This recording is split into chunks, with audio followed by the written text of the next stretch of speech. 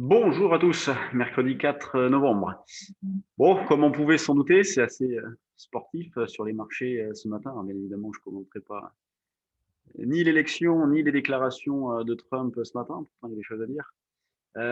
Bon, des marchés qui, si on part des plus hauts de cette nuit, puisque sur les CFD, on est allé chercher 4880. On a eu une baisse derrière de 200 points, puisque ce matin, on est allé chercher 4680. Et depuis, une reprise de plus de 120 points, donc des écarts de folie dans tous les sens, avec toujours aussi peu de visibilité et une situation un peu pourrie qui est partie pour s'installer en ce qui concerne les élections. Donc, comment aborder ces marchés-là? Deux possibilités. Soit en étant proactif, et en étant dynamique, en tentant des choses, en supportant des écarts, puisque faut accepter, hein, il y a une volatilité forte, soit en restant un petit peu sur la touche, en attendant que ça passe un petit peu.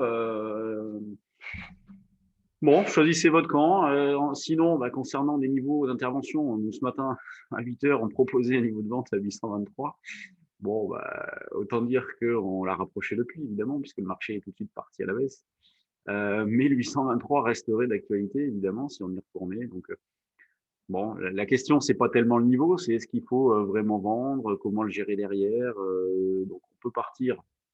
Et même là, on a fait 805, c'est une zone de résistance. 510, c'est les niveaux d'hier soir. Donc, on a fait un pullback parfait sur les niveaux d'hier soir de clôture.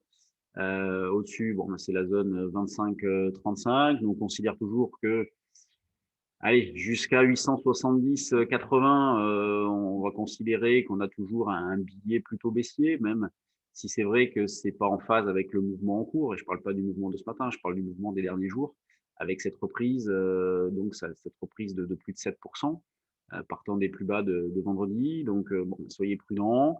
Sur les options, il y a toujours des choses à faire. On a pu acheter des calls point bas, on a pu alléger hier. Hier, par exemple, on doublait la mise, on a pu en sortir la moitié, ce qui fait qu'on a un solde acheteur gratuit.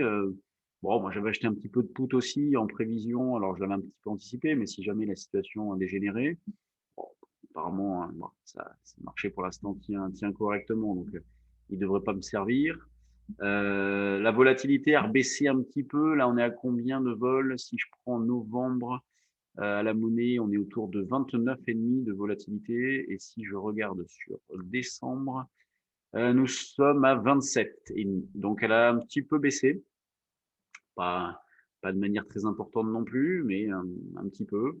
Euh, donc, possibilité d'acheter les options, d'en vendre pour les plus avertis aussi, pour jouer des potentiels hausses, baisses épuisées avec des marges d'erreur liées aux primes qui sont encaissées. Sur le DAX, on est un peu dans la même configuration, hein, avec donc une baisse de 400 points, 450 points même, puisque cette nuit, on est allé chercher les 12 250, 11 008 ce matin, une reprise déjà de 200 points. Vous voyez, hein, ça va fort. On constate, et là vous voyez très bien, une divergence nette entre le CAC et le DAX. Le CAC qui est en repli de 0,30, le DAX qui est en repli de 0,90, qui s'explique notamment, alors pas uniquement par ça, hein, mais notamment par Sanofi qui monte fort, elle monte de 3%, elle pèse 9% dans le CAC, donc 9 fois 3, 27, vous voyez, donc là, l'impact de Sanofi est de 0,25, 0,30%, donc il en manque un petit bout pour expliquer cet écart-là, mais déjà, vous avez Sanofi. Sur le DAX, donc que prendre comme niveau d'intervention? La zone des 12 050 pour vendre un petit peu, donc ce qui fait le pullback avec ce matin 8 heures. Vous voyez, alors que le CAC, lui, est au-dessus du niveau de ce matin 8 heures, le DAX est en dessous. Donc 12 045,50, niveau de vente possible. Euh, et puis pour viser quoi? Pour viser, par exemple, allez, 11 950 et jusqu'à un double appui vers 800, 850. Ça va tellement vite qu'il faut l'envisager. On peut le viser sur un solde de position. L'eurodoll, lui, est revenu une nouvelle fois en arrière, est revenu une nouvelle fois sur son support, un 16 à la zone, un 16 15 25 là, qu'on travaille depuis hier, depuis le début de la semaine plutôt. Donc on est revenu dessus cette nuit, on repart. Donc ça reste toujours une zone d'achat possible, hein. Nous, c'est toujours dans ce sens-là que nous faisons nos propositions en ce moment, avec des achats dans cette zone-là, une affirmation un petit peu dessous. Et donc l'idée est de profiter de ces replis, de ces rebonds, pardon, Donc, un 16, 15, 25 pour viser, allez, un 16, 55, 60 pour commencer. Et puis après, vous avez un 16, 90, 95 jusqu'à des niveaux plus élevés, un 17, 80 notamment, 70, 80.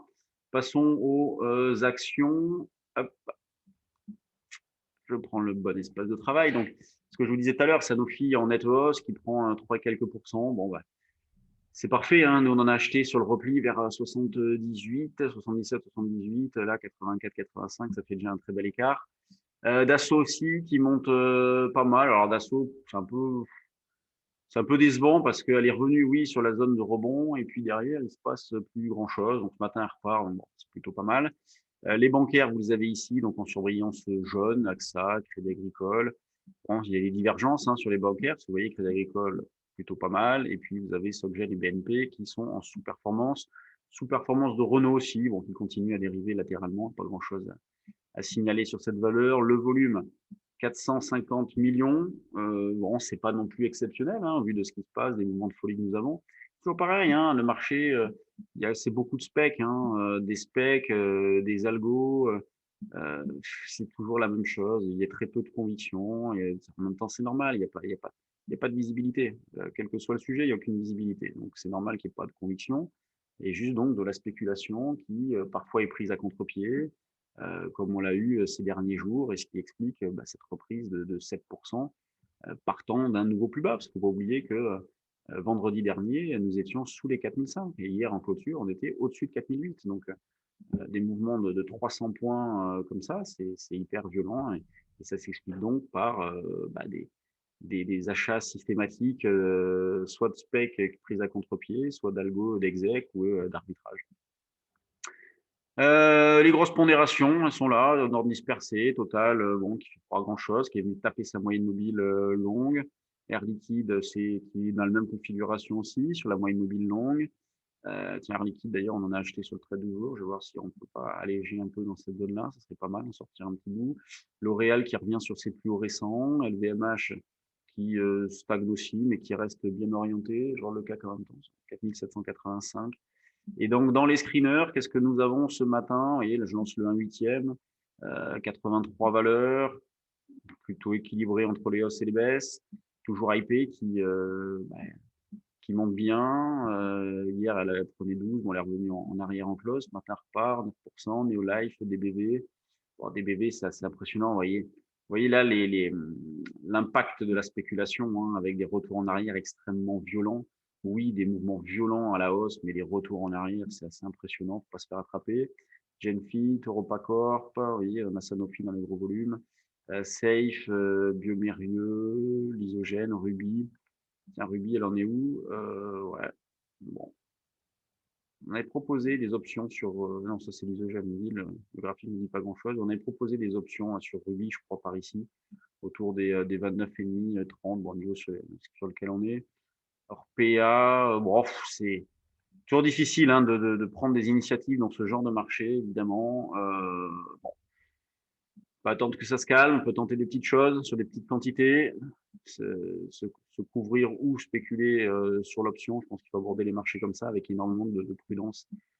C'est assez normal. En tout cas, moi, c'est comme ça que je travaille. Sur le futur, je n'ai pas fait grand-chose depuis le début de la semaine.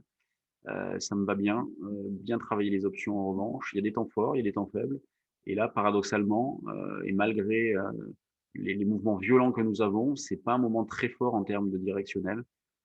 Il est bien conscient d'une chose, c'est que les probabilités de réussite dans ces circonstances-là ne sont pas maximum. Donc, soyez prudents. Allez, je vous laisse. Bon, semaine prochaine, on fait formation sur les actions, si vous avez de l'intérêt. Lundi, mardi, mercredi, donc 3 parties de 2 heures environ. Et après, on enchaînera la semaine d'après avec notre stage futur et celle d'après, les options. Donc là, c'est le dernier stage option de l'année, puisqu'en décembre, nous n'en ferons pas. Donc, si vous voulez le faire, le refaire, vous êtes les bienvenus. Vous pouvez encore vous inscrire. Le futur, on en fera un en novembre, on en fera un autre en décembre. Les actions, je ne sais plus. Je ne crois pas qu'on ait prévu d'actions en décembre. Donc, la semaine prochaine, ça doit être le dernier de l'année aussi. Allez, bonne séance à tous. Soyez prudents et puis on se retrouve demain.